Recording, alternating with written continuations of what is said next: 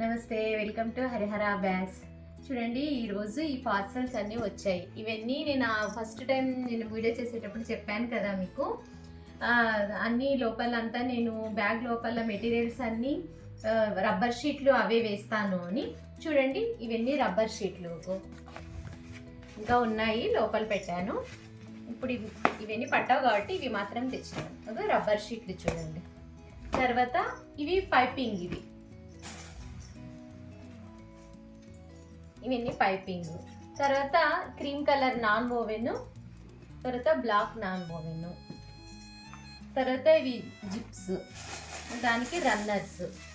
నేను అన్ని రబ్బర్ షీట్లే వేస్తానండి, ఎందుకంటే మనము బిఫోర్ వాష్ ఎలా ఉంటుందో ఆఫ్టర్ వాష్ కూడా అలాగే స్టిఫ్గా ఉండాలని. ఈ రబ్బర్ షీట్లు వేయడం వల్ల నీళ్ళలో తడవదు, లోపల ఉన్న వస్తువులు తడవదు. పైన ఉన్న క్లాత్ అయితే తడుస్తుంది, లోపల ఉన్న వస్తువులు అయితే తడవవు.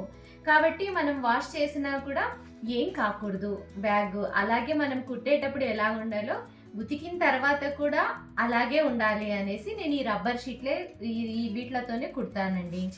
Thank you.